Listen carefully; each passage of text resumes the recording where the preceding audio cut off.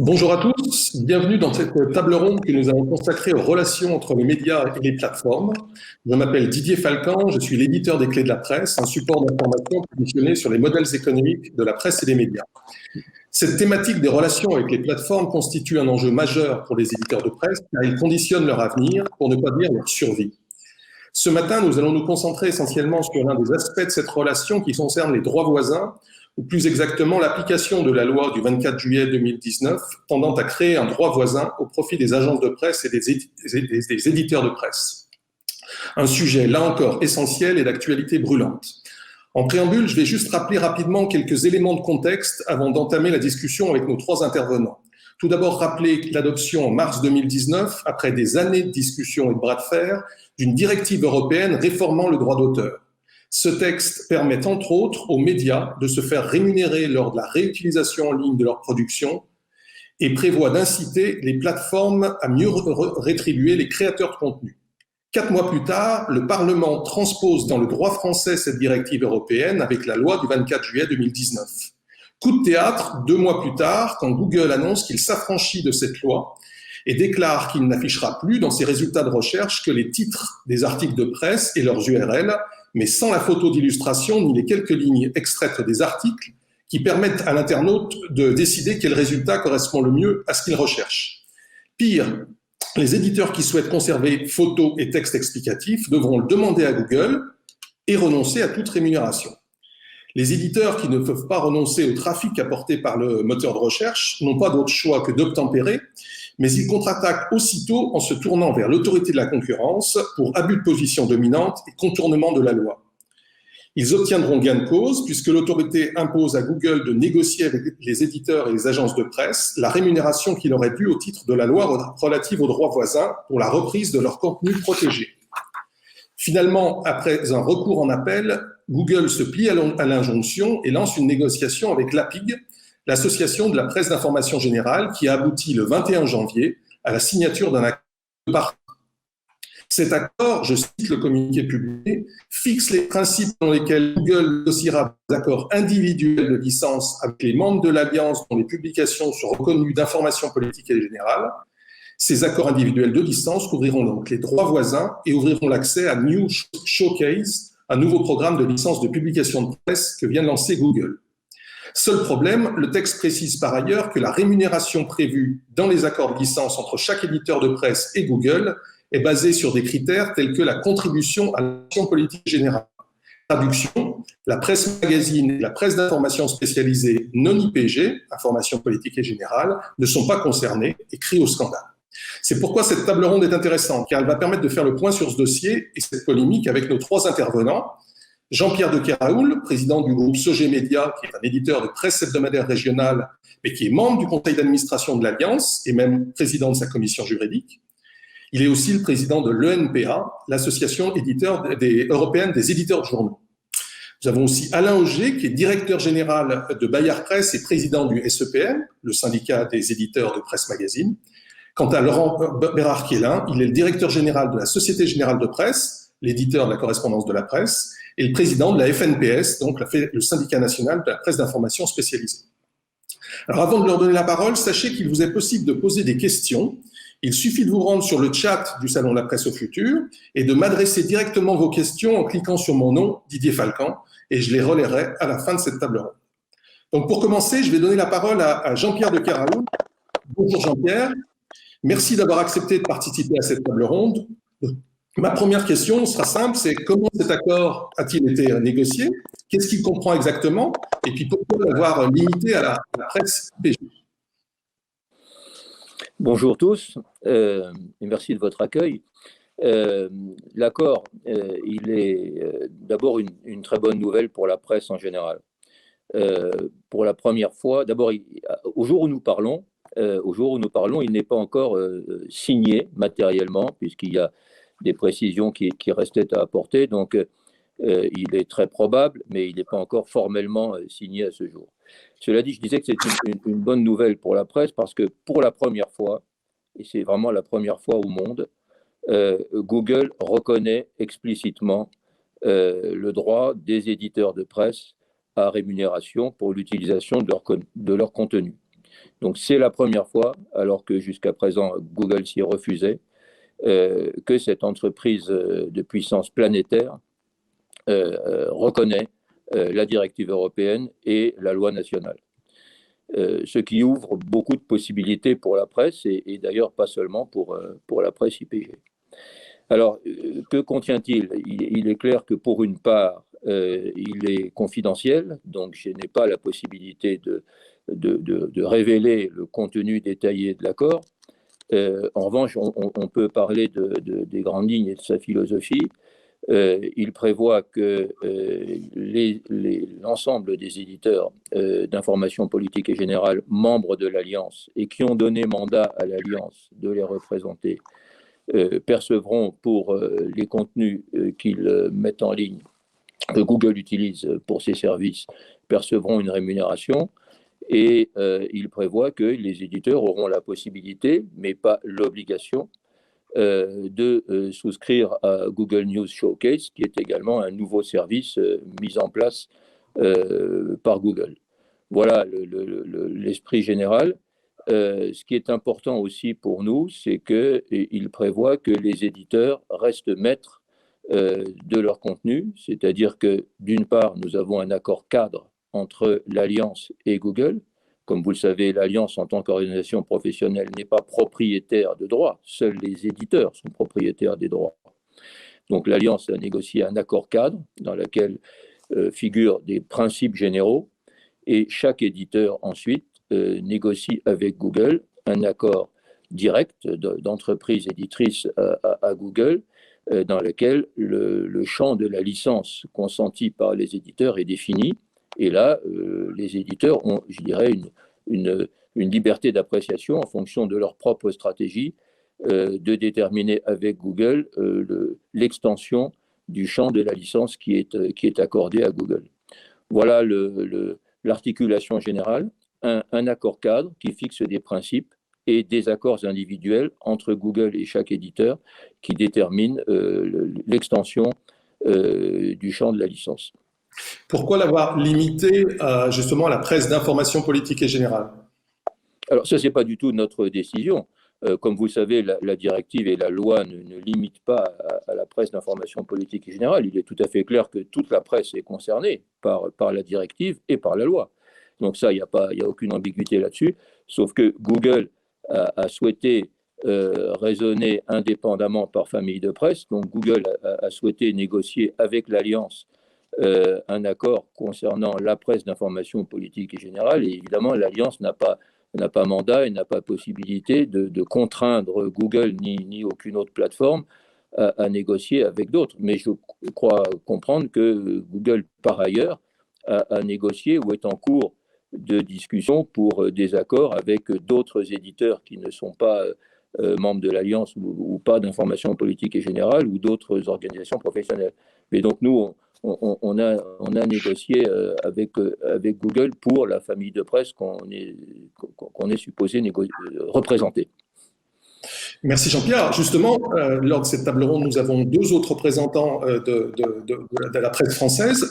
Alain Auger, bonjour. Vous êtes donc directeur général de Bayard, mais également donc président de l'ESEPM, donc le syndicat des éditeurs de presse magazine. Vous disiez dans un communiqué prendre acte de cet accord, mais tout en maintenant votre plainte au titre du SEPM contre Google. Pouvez-vous nous préciser un peu où vous en êtes, vous, comment vous interprétez cet accord et est-ce que votre position sur ce dossier?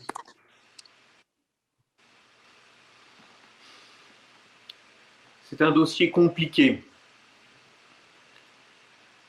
C'est un dossier difficile et sur lequel il est compliqué d'avoir des idées simples ou des formulations simples.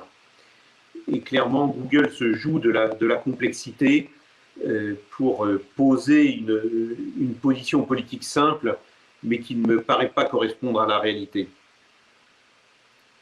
Moi, l'état d'esprit dans lequel je suis actuellement, pour vous répondre, c'est un peu, si on revenait au XVIIe siècle et qu'on refaisait la bataille des Horaces et des Curiaces. J'ai le sentiment furieux que le moins fragile des Curiaces a essayé de négocier avec Horace, mais que les deux autres petits curiaces que nous représentons, mon confrère Bérard Kellin et moi-même, sont un peu laissés dans le vague et dans le flou. Et je regrette quand même que l'Alliance soit précipitée pour signer cet accord. D'abord en termes de calendrier, alors même que on n'a pas encore les décisions de l'autorité de la concurrence, et globalement, cette signature particulière affaiblit le front commun et la position de la presse en général. Donc ça, d'un point de vue calendrier, c'est très compliqué et c'est très dommageable. Et clairement, Google a essayé, obtenu, voulu faire cette annonce avant les décisions de l'autorité de la concurrence. Deuxièmement, c'est quand même compliqué pour moi de dire qu'une partie de la presse signe sans se soucier du reste de la presse. Je crois que ça, c'est quand même très, très, très compliqué et pas très solidaire. C'est quand même par rapport aux agences de presse, aux titres IPG non membres de l'Alliance et par rapport aux titres non IPG, c'est bien de dire que ça constitue une rupture de la loi, une non-respect de la loi par Google, mais c'est un peu dommage d'encourager quand même Google dans son attitude en signant. Parce qu'il y a eu des négociations très, très approfondies entre le SEPM et Google, et nous nous sommes heurtés à une mauvaise foi tout à fait permanente et systémique de Google, refusant de nous donner des chiffres. Le seul chiffre que l'on ait obtenu, c'est qu'en gros, la presse non IPG était inductrice d'un trafic 3 fois supérieur à celui de la presse IPG pour Google. Et donc on comprendrait bien sur cette base-là que Google n'ait pas envie de signer avec la presse non IPG si ça doit lui coûter 3 fois plus cher que ce qui a été signé avec la presse IPG. On a compris aussi que Google ne voulait pas et se battrait jusqu'au bout, et donc sur le champ judiciaire, ne voulait pas reconnaître que les titres IPG avaient droit à non IPG avaient droit à une rémunération, ni les agences de presse. Alors peut-être que Google aura entamé telle ou telle négociation particulière avec des titres de presse non IPG. J'en ai pas connaissance à aujourd'hui, mais Google ne se dépêche pas de me le dire, et Google joue énormément de l'obligation de confidentialité. Le président Keraoul vient de le rappeler. Et donc là aussi, il y a une dissymétrie de l'information qui est très très fâcheuse. Le dernier point, moi, qui me rend très dubitatif, c'est lorsqu'on dit que Google reconnaît le droit voisin. Il y a un côté hommage du vice à la vertu, parce que Google reconnaît le droit voisin pour mieux l'évacuer et donner une somme très maigrelette aux seuls éditeurs IPG qui faisait partie d'un plan annoncé dès le départ et sur lequel les négociations n'ont eu aucun impact. Donc c'est un montant faible, un montant non justifié titre par titre, un montant non évolutif et, ultime avanie, un montant en dollars. Ça donne vraiment toute la mesure du manque de respect de Google pour ses partenaires de presse. Nous sommes priés de travailler dans la monnaie monde qu'est le dollar. Au passage, ça veut dire quand même qu'exprimé en euros par rapport à la déclaration faite il y a 1 an par Google, le prix de ce qui est payé a déjà baissé de 10%. En réalité, ce que fait Google, c'est nous payer un peu pour Showcase, qu'il voulait de toute façon implanter pour devenir diffuseur de presse, et en faisant une vente forcée entre ce qui est le droit voisin et ce qui est Showcase. Et en réalité, il n'y a pas de rémunération de droit voisin, il n'y a qu'une petite somme qui est donnée pour Showcase et qui leur plaît bien. Voilà, donc nous ne sommes pas heureux du tout de la situation et nous poursuivons absolument et fermement le contentieux contre Google auprès de l'autorité de la concurrence. Merci. On va finir le tour de table avec Laurent Parquet, donc président de la FNPS. Donc vous êtes sur la même longueur d'onde qu'Alain Aubré au SEPM. Précisez-nous votre point de vue. Bonjour à tous, merci de m'avoir convié à cette table de ronde. La FNPS, ça représente effectivement la presse spécialisée, verticalisée et la presse professionnelle dans de nombreux secteurs, la quasi-totalité des secteurs de l'économie et des intérêts des lecteurs. Je commencerai par dire que le gros problème, c'est la désunion. Et c'est ce qu'a joué Google depuis le départ. Et c'est d'autant plus dommage qu'on ne soit pas arrivé à rester tous unis au moment de la discussion et du bras de fer avec le moteur de recherche, parce qu'on l'était pendant toute la période qui a précédé, et notamment à Bruxelles et à Strasbourg. On a défendu ensemble, avec Jean-Pierre notamment, et avec Alain aussi, avec d'autres, la loi sur le droit voisin, la directive sur le droit voisin, puisque c'était au niveau européen, et il n'y avait pas l'épaisseur d'une feuille de cigarette entre nous. Et on est resté sur la même longueur d'onde quand il s'est agi de transposer la loi en droit français, notamment à l'Assemblée nationale. Et puis les divisions ont commencé à apparaître au moment où on est arrivé au Sénat. Et c'est important de rappeler cette histoire parce que c'est ça qui a structuré quelque part la fragilité de notre front commun qui aurait dû rester jusqu'au bout. Et donc au Sénat est arrivée cette notion d'information politique et générale qui devait être prise en compte pour assurer la rémunération des contenus des éditeurs de presse. J'insiste sur le fait qu'un premier amendement a été voté qui réservait le droit voisin à l'information politique et générale et que avec la contribution de Franck Riester, qui était ministre de la Culture à cette époque-là, et à la demande expresse de la FNPS, et avec le soutien évidemment du SEPM, nous avons obtenu un sous-amendement qui indique clairement qu'en droit français, la contribution à l'information politique et générale n'est qu'un élément d'évaluation du droit voisin, mais n'est absolument pas une condition sine qua non pour accéder à la rémunération du droit voisin. J'insiste aussi sur le fait que cette notion d'information politique et générale n'existe pas en Europe. Elle existe dans aucun pays. Et nous, en ce qui nous concerne, avec le SEPM, on fait partie de EMA, qui est le pendant de ENPA, ENPA pour les journaux et EMA pour les magazines, à Bruxelles, et on a de nombreux échanges, et nos collègues de l'ensemble des 24 autres pays de l'Union européenne ne comprennent pas cette notion, et ne voient pas très bien sur quel chemin on s'embarque en France en négociant sur cette base. Voilà. Donc ça c'est le point de départ. Le point de départ, c'est aussi que certains éditeurs souhaitaient qu'on négocie tous ensemble. Et comme l'un d'entre eux le disait, on va aller au bras de fer ensemble avec Google. Et puis après, pour se répartir les sommes qu'on aura obtenues une fois Google aura reconnu qu'il devait rémunérer nos investissements dans la qualité des contenus que nous mettons en ligne, à ce moment-là, éventuellement, on aura des petits échanges un peu vigoureux entre nous pour savoir quelle est la quote-part qui va à la presse magazine spécialisée, à la presse professionnelle, à la presse d'information politique et générale, à la presse grand public magazine, etc. Chacun en fonction défendant ses critères. Malheureusement, c'est pas ce qu'on a fait. C'est pas ce qu'on a fait. Alain pourra confirmer que nous étions ouverts à une négociation tous ensemble.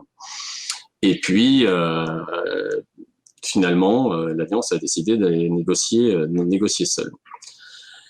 Dans l'accord qui est sur la table, et comme on l'a écrit dans le communiqué, ce qui est le plus embêtant, c'est qu'en creux, ça reconnaît la proposition qui est actuellement sur la table par Google en ce qui concerne les contenus qui ne sont pas d'information politique et générale, c'est-à-dire que Google nous dit que ce sont des contenus très intéressants, ce sont des contenus dont on ne remet pas en cause la qualité, ce sont des contenus qui informent le citoyen, très certainement, mais ce sont des contenus qu'on vous propose de rémunérer à prix nul. Rémunérer à prix nul. C'est ce qui est écrit noir sur blanc sur leur proposition. Et comme je ne pense pas qu'ils ont fait une proposition différente dans le cadre de l'accord qui a été signé avec l'information politique et générale, ça veut dire qu'on reconnaît quelque part, tout en le contestant, c'est ce qu'a dit Jean-Pierre, et je le remercie, on le conteste, mais on signe quand même. Donc, quelque part, on accepte que ce soit une position actuelle. Et ça ne peut pas être une position actuelle. Ça ne peut pas être une position actuelle parce que une rémunération à prix nul, proposée par un opérateur monopolistique qui détient 95% de parts de marché, c'est en soi-même un abus de position dominante. Voilà l'axe principal de notre défense sur ce sujet. Il ne peut pas décider de déréférencer les contenus en disant qu'il les intéresse plus, parce qu'il a 95% de part de marché, et que donc ça serait un abus de position dominante. C'est ce qu'a déjà acté la décision de l'autorité de la concurrence, en considérant qu'il y avait nécessité de prendre des mesures conservatoires et de l'obliger à négocier et de lui interdire de déréférencer. Et bien de même, proposer une rémunération nulle pour la majorité des contenus, comme l'a dit Alain Auger, les titres non IPG sont la majorité des contenus. Ça concerne aussi, et c'est important de le dire, la majorité des journalistes. Les journalistes qui travaillent dans des titres d'information politique générale représentent un peu moins de la moitié des journalistes de presse écrite. Donc proposer à cette majorité de contenus, d'éditeurs et de journalistes une rémunération à prix nul pour leur contribution à l'information des citoyens, quand on est en position monopolistique, je le redis encore, avec 95% de part de marché, c'est un abus de position dominante. Voilà. Et juste pour finir sur le regret qu'on a sur la désunion, on a mis en place avec le SPQN à cette époque-là, le syndicat de la presse quotidienne nationale, avec le GEST, une autre organisation professionnelle, et avec la FNPS, les contrats de gestion des panoramas de presse professionnels avec le CFC, le Centre français du droit de copie. On était tous unis. Aujourd'hui, ça rapporte aux éditeurs, et maintenant il y a les éditeurs de presse magazine qui sont aussi dedans, de grand public, ça rapporte 20 millions d'euros par an. C'est-à-dire qu'on a aujourd'hui construit quelque chose de solide, de pérenne, qui existe depuis bientôt 20 ans, depuis un peu plus de 20 ans même, qui apporte une rémunération solide aux éditeurs sur des bases juridiques solides. On aurait pu obtenir la même chose avec des montants plus importants, puisque les enjeux sont plus importants aujourd'hui, si on était resté unis. Or, l'accord qui a été signé, Google l'a dit, enfin, on l'a lu un peu partout, n'est pas pérenne, il est signé pour 3 ans. Et il relie deux aspects qui auraient dû rester séparés, qui est un aspect juridique, le droit voisin, et un aspect commercial, qui est News Showcase. Même si j'entends que la possibilité de recourir, de bénéficier de droit voisin n'est pas liée à l'acceptation de participer à Google News Showcase, ça n'empêche que dans un même contrat, avoir cet aspect commercial et cet aspect juridique pose un vrai problème. Et quand on avait négocié les panoramas de presse, les licences pour les panoramas de presse professionnels avec les différents acteurs et annonceurs du marché, parce qu'on discutait avec des banques, par exemple, qui étaient annonceurs dans des titres et qui en même temps étaient utilisateurs de panoramas de presse. Ils nous ont fait exactement le même chantage. Ils nous ont dit, mais attendez, on va négocier les deux en même temps. On va négocier le chiffre d'affaires publicitaire et les droits de rediffusion dans le cadre des panoramas, et on vous propose éventuellement, pas 0, mais on n'était pas loin de 0. On a refusé ça. On l'a refusé tous de front. La presse quotidienne nationale, la presse quotidienne régionale, qui est venue assez rapidement derrière, on l'a tous refusé et on a construit quelque chose de pérenne. Je crains qu'en ayant lié une négociation commerciale et une négociation juridique, on fragilise le démarrage de cette mise en place du droit voisin. Merci. Alors, aujourd'hui, si je dirais l'accord, il est acté, il va bientôt être signé. Si on se projette un peu sur demain, comment chacun d'entre vous voyez un peu l'évolution de cette situation? Alain Auger, vous disiez, on a une action auprès de l'autorité de la concurrence. Vous nous en parlez un peu plus. À quelle date ça va arriver? Qu'est-ce que vous attendez? Qu'est-ce que ça va changer dans la situation? Écoutez, d'abord, je remercie mon confrère Bérard Quélin d'avoir mis des mots très, très précis sur la situation. Et vraiment, je partage son diagnostic et nous poursuivons ensemble le combat, parce que c'est un combat contre Google. Le combat judiciaire, permettez-moi de rester dans une logique de confidentialité aussi. Il n'y a pas que Google qui puisse s'abritait derrière la confidentialité. Nous sommes partis à une instance devant l'autorité de la concurrence. Nous lui demandons de bien qualifier la répétition d'abus de position dominante qu'est en train de faire Google. Nous lui demandons bien de dire et juger que le droit voisin s'applique à l'ensemble des familles de presse, qu'il n'y a pas de lien automatique à faire entre droit voisin et Showcase, et enfin qu'il faut avoir une rémunération juste et évolutive basée sur des données objectivables et accessibles par un tiers de confiance, et qui ne soit pas ce que c'est aujourd'hui, une petite aumône distribuée au gré d'une cote taillée par Google dans son sein secret. Jean-Pierre, la phase suivante, là vous avez entendu les deux autres intervenants. Qu'est-ce que vous en dites et quelle est la phase suivante? Et puis après, je vous poserai aussi la question, vous êtes président de l'ENPA, donc question d'éditeur de journaux en Europe. Comment ça se passe aussi en Europe dans ces discussions avec Google? D'abord, un point d'info, hein, pour être clair et précis. Moi, je ne connais pas les propositions qui ont pu être faites par Google à nos confrères de la presse magazine spécialisée. Ce que je peux vous dire, c'est que dans l'accord que nous sommes sur le point de conclure avec Google, il n'est pas du tout question de rémunération à prix nul. Ça, c'est clairement pas le cas. Et bien entendu, on ne l'aurait jamais accepté. Donc, les droits voisins sont bien rémunérés et il est hors de question qu'il y ait un concept de rémunération de contenus éditoriaux à prix nul. Donc voilà, pour ce qui est de l'Alliance, c'est absolument pas le cas.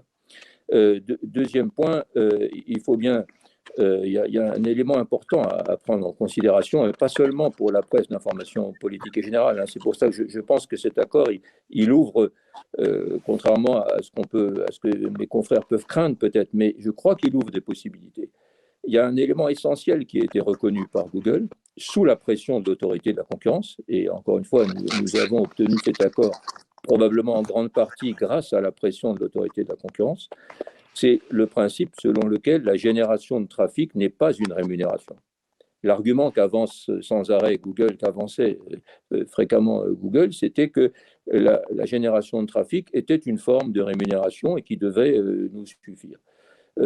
Dans cet accord, il est clairement établi que le contenu justifie une rémunération et que la génération de trafic n'est pas une forme de rémunération. Et ça, c'est un élément, je crois, tout à fait important pour les éditeurs et les journalistes que nous sommes. Enfin, sur la durée de l'accord qui a été évoquée, oui, c'est un accord pour 3 ans. Oui, c'est un accord pour 3 ans. Et c'est une bonne chose que ce soit un accord pour 3 ans, parce qu'on fait ensemble cette expérience, on regardera comment ça se passe, et on espère bien que dans 3 ans, on sera dans une situation qui sera peut-être meilleure pour nous, éditeurs de presse, pas simplement, encore une fois, d'information politique et générale, pour négocier un nouvel accord avec des plateformes, pas seulement Google, avec les plateformes, sur des bases qui seront peut-être économiquement plus favorables.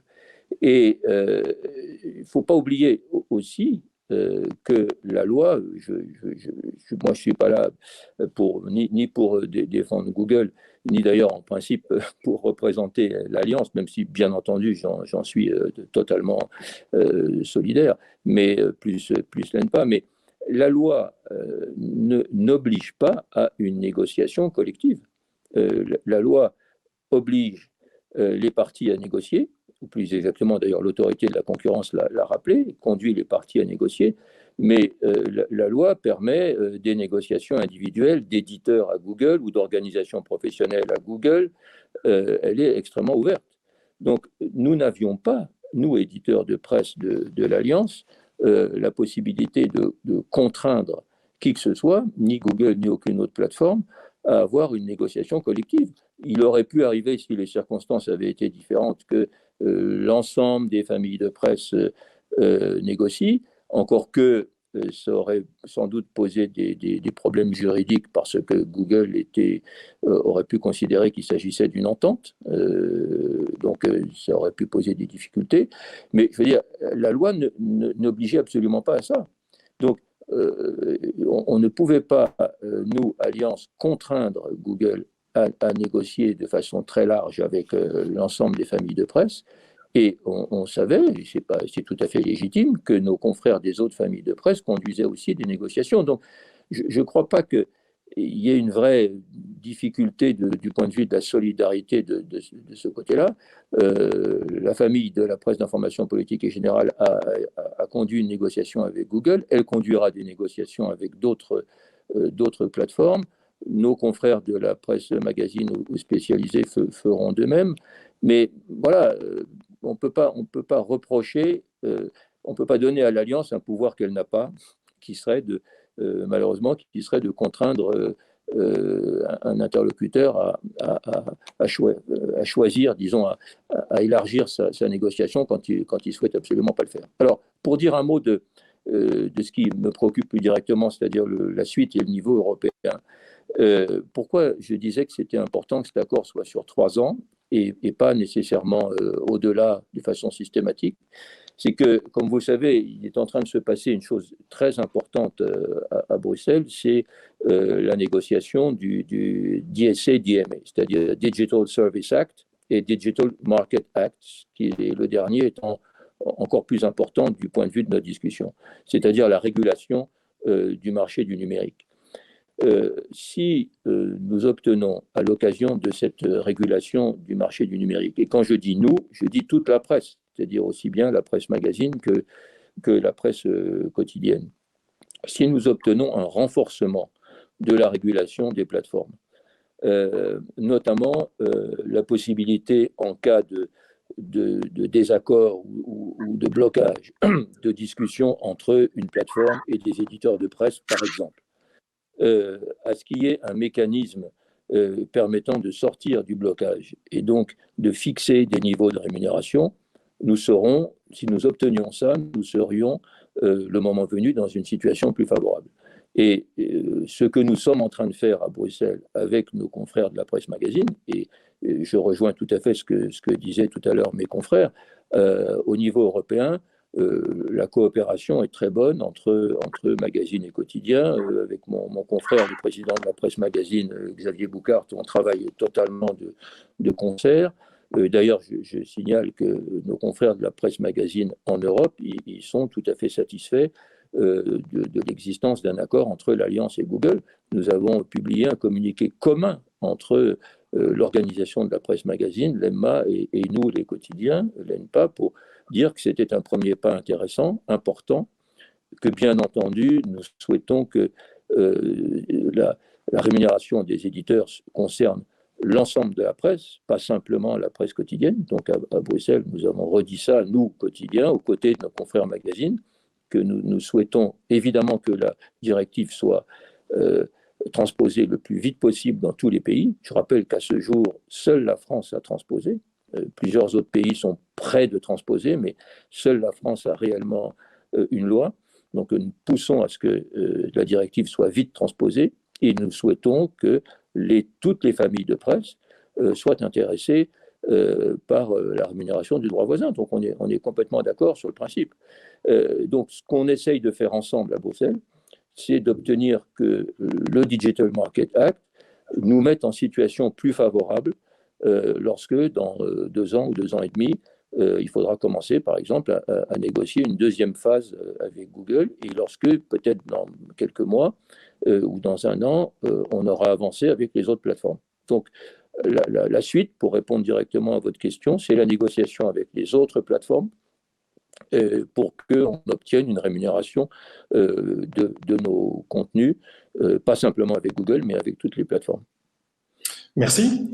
Laurent, la suite en France et pourquoi pas aussi en Europe avec le Digital Market Act, qu'est-ce que vous en dites ? Alors au niveau français, bon d'abord on a eu des bonnes nouvelles. C'est la première prise de parole de la présidente de l'autorité de la concurrence qui a dit qu'elle allait vérifier, qu'elle allait demander communication de cet accord et qu'elle allait, et en tant qu'autorité on ne pourra pas lui refuser, et qu'elle vérifiera que cet accord s'applique ou puisse être décliné à l'ensemble des éditeurs qui sont en droit de bénéficier du droit voisin. Donc ça, c'est une première chose qui est très positive pour nous. Une petite question quand même sur la confidentialité, et on va pas revenir trop en arrière, mais vous savez qu'en 2013, à la suite d'une mission confiée à monsieur Marc Schwartz, un accord avait été signé qui concernait très peu de titres sous l'égide du président Hollande. On avait demandé à cette époque à ce que cet accord, malgré les clauses de confidentialité, soit rendu public ou en tous les cas soit communiqué à l'autorité de la concurrence et à l'ARCEP. Parce que là, on revient toujours à la même chose. Hein. Un contrat qui concerne la presse, donc pas un vendeur de boîtes de conserve, mais quelqu'un qui a un rôle, enfin des éditeurs qui ont un rôle tout à fait particulier dans la vie citoyenne, et signé avec un acteur qui a 95% de part de marché, forcément, il n'a pas le même statut et on peut pas lui opposer les mêmes conditions de confidentialité qu'un accord signé avec d'autres types d'opérateurs. Donc ça, c'est une chose très positive. En vous interrompant qu'une minute, Laurent, pardon, juste vous dire que l'accord, il est déjà transmis à l'autorité de la concurrence. Voilà. Oui, je me doute, vous n'allez pas lui refuser. Même s'il n'est pas encore signé. Donc vous prenez un risque. La deuxième chose, c'est la ministre qui a fait un communiqué très clair en disant que c'était qu'un premier pas et qu'il fallait que l'ensemble des éditeurs qui pouvaient bénéficier du droit voisin puissent en bénéficier. Donc ça, c'est très bien. Et puis pour ma part, mais je pense que d'autres ont fait la même chose. Moi, j'ai eu un échange avec Patrick Mignola, qui est à l'origine de la loi sur le droit voisin dans la législation française avec David Assouline au Sénat, et qui m'a assuré que lui aussi soutenait la poursuite des discussions pour que l'ensemble des éditeurs, puisque c'est dans son esprit, c'est bien l'ensemble des éditeurs qui devaient en bénéficier. Bon, comme ce qui a été dit par Alain, nous, on n'est pas directement à l'autorité de la concurrence, mais on contribue à la procédure. On va recontribuer à la procédure auprès de l'autorité de la concurrence. On va continuer à discuter. Et puis, d'une façon générale, comme l'ensemble des éditeurs, on va effectivement, dans le cadre de la discussion du Digital Service Act, mais également, on n'en parle pas dans le cadre d'une autre procédure qui est devant l'autorité de la concurrence qui concerne la publicité, avec deux gros opérateurs qui ont saisi l'autorité de la concurrence, qui est News Corp et le groupe Rossel, et peut-être d'autres éditeurs, mais on n'en a pas connaissance, et qui concerne le marché de la publicité.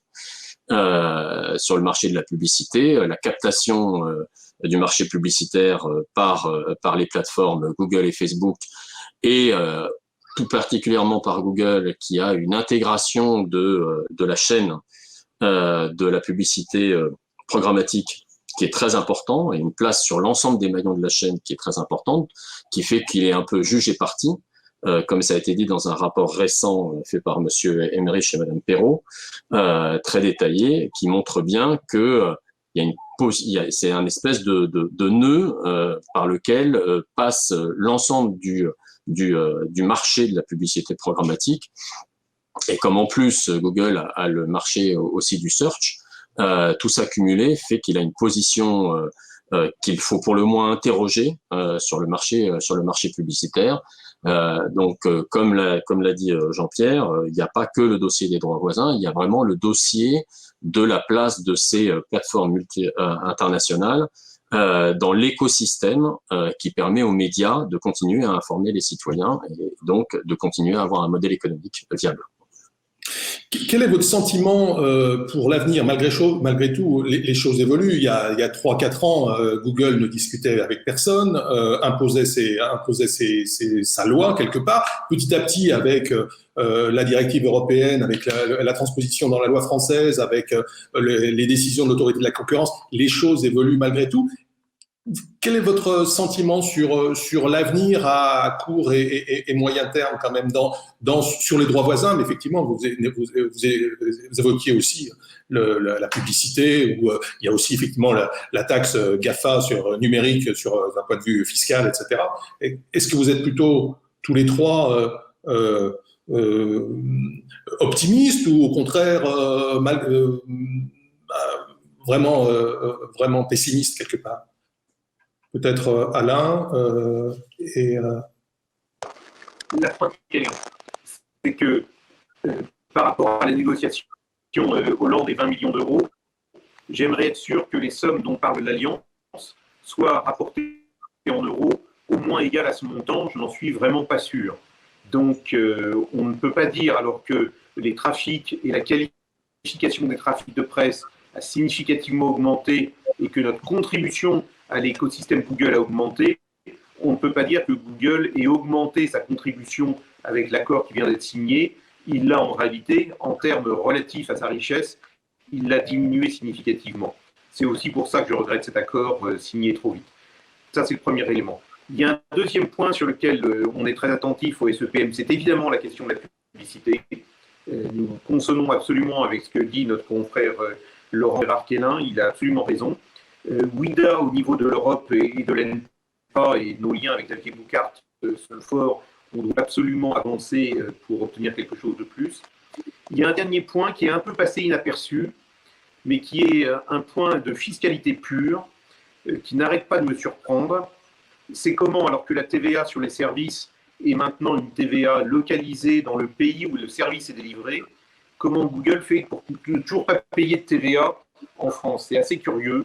Alors, je sais qu'il y a eu un arrêt récent du Conseil d'État qui élargit maintenant la notion d'établissement permanent et qui devrait peut-être être un levier pour le fisc français pour aller chercher de l'argent dans la poche de Google, parce qu'une autre façon de faire les choses, ça serait aussi que Google paye plus d'impôts et de taxes à l'État français, non pas que ça soit injuste, mais les taxes normales qu'il devrait payer en tant qu'acteur français et européen, et que cela donne de la marge de manœuvre à l'État français pour soutenir de l'autre côté des fonds de soutien à la création journalistique.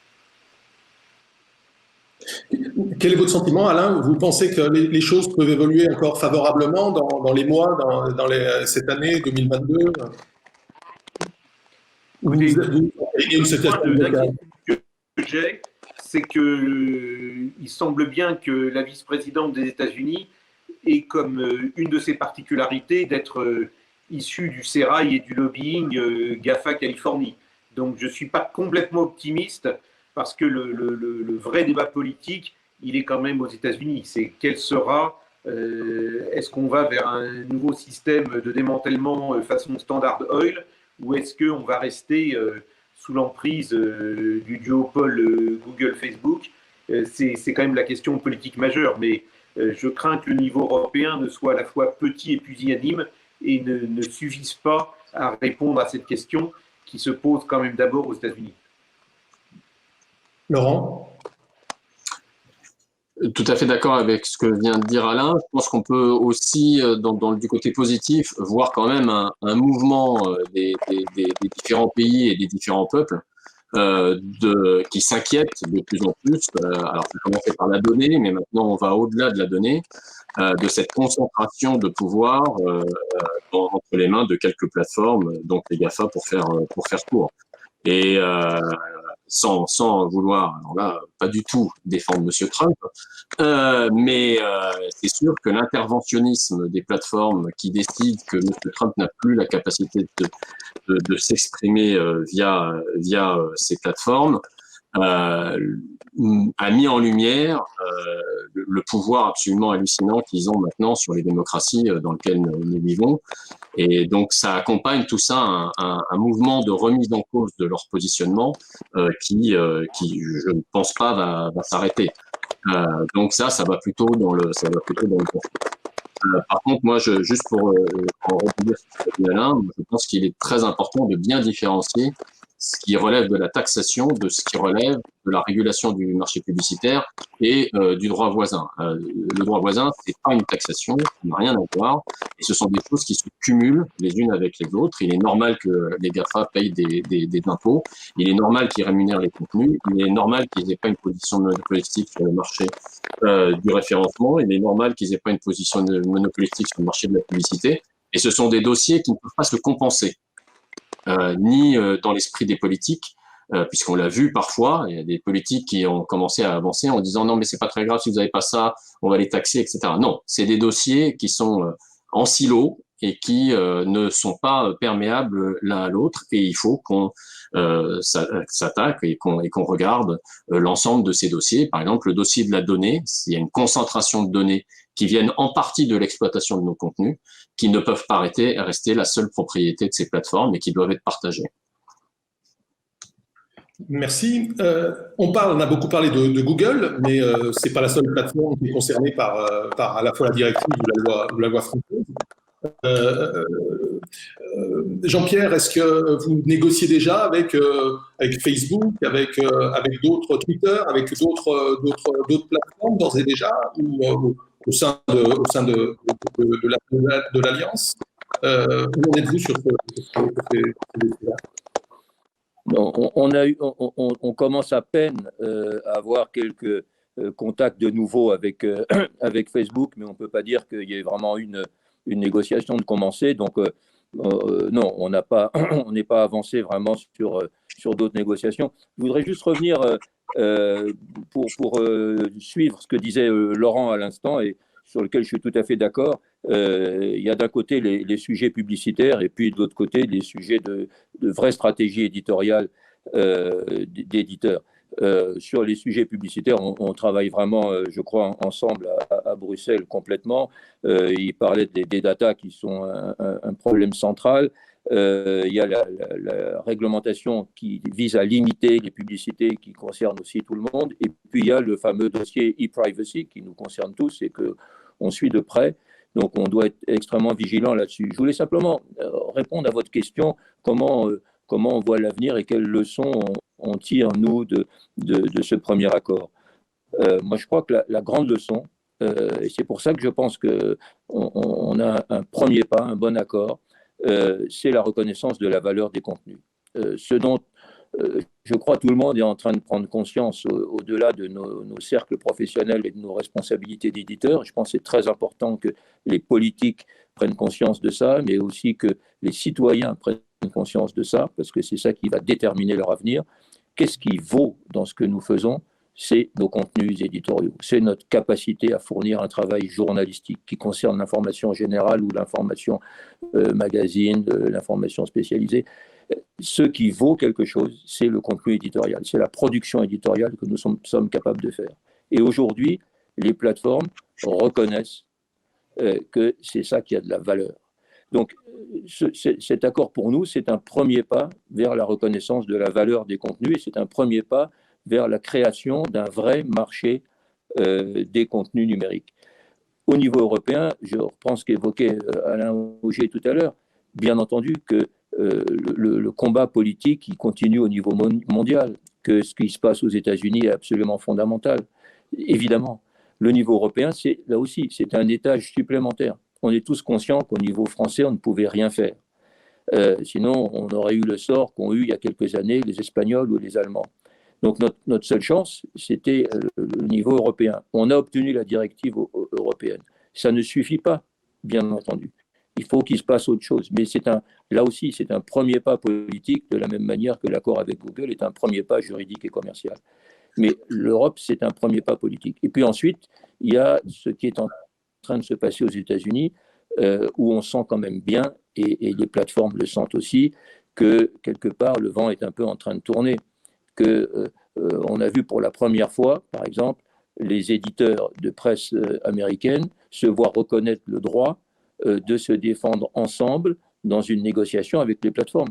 Ce qui paraît évident pour nous en Europe, mais ce qui, aux États-Unis, ne l'était pas du tout, puisque dès que des gens se défendent ensemble, aux États-Unis, ils sont suspects d'entente illégale. Et là, pour la première fois, je crois que c'est la Cour suprême qui a reconnu aux éditeurs américains le droit de se présenter ensemble dans une négociation face à une plateforme. On a vu l'administration, même à l'époque de Trump, le département de la justice engager une action contre des plateformes. On a vu 48 procureurs américains engager également une action en considérant qu'il y avait des abus de position dominante. Donc, on sent bien qu'aux États-Unis, il y a le vent est quand même un peu en train de tourner et on sait bien, et là je suis d'accord qu'on ne doit pas attendre une attitude fondamentalement différente de la part de l'administration Biden par rapport à son prédécesseur, mais pour autant, la pression de l'opinion, et là aussi, il y a même une pression transpartisane au Congrès. On a vu des élus républicains et démocrates partager les mêmes exigences vis-à-vis des plateformes.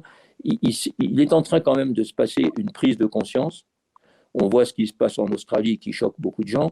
Je crois qu'on peut être, sinon optimiste, en tout cas confiant vis-à-vis à l'égard de notre capacité à défendre la valeur de nos contenus, à montrer à quel point ils sont essentiels à l'équilibre de la vie sociale, essentiels à la démocratie, et que cette volonté que nous avons, nous, éditeurs, de défendre notre vocation pour le bon fonctionnement de la vie sociale et de la vie politique, elle commence à être partagée au-delà de nos cercles professionnels. Et c'est ça qui, moi, me rend plutôt, sinon optimiste, en tout cas confiant dans l'avenir. En tout cas, le dossier est complexe, mais les différents acteurs en France, on l'a vu ce matin, arrivent à discuter ensemble. Donc c'est quand même plutôt une bonne chose. Merci. Nous allons rajouter un mot. Non, tu veux finir là? Oui, vas-y, Sylvie. Juste un mot sur la reconnaissance de la valeur des contenus. Google News Showcase pose quand même une question. C'est-à-dire que Google reconnaît une valeur, et donc c'est Google qui rémunérerait une partie des contenus, ces contenus qui rentreraient dans ce dispositif. Mais il y a aussi la reconnaissance de la valeur des contenus par les utilisateurs. Et il y a une question stratégique à se poser par les éditeurs, de savoir si en répondant à la demande de Google, on ne remet pas des contenus gratuits en ligne, on ne remet pas, contrairement à la stratégie que beaucoup d'éditeurs ont, c'est-à-dire de mettre des paywalls et d'avoir un équilibre entre abonnement et publicité. Est-ce qu'on ne remet pas une pièce dans la machine en remettant des contenus a priori de qualité, parce que Google ne va pas se satisfaire de contenus qui ne sont pas de qualité, en accès gratuit aux internautes, alors en échange de data, en échange d'autres choses. Mais c'est une vraie question, et évidemment, Google, c'est un acteur de l'Internet libre et gratuit. Il ne faut pas se faire d'illusions. Il n'est pas un acteur de l'Internet payant et fermé. Merci. Nous allons maintenant poursuivre avec vos questions que vous avez pu poser sur le chat. La presse au futur, 100% digital. Une production Dot Events et Broadcast Associés.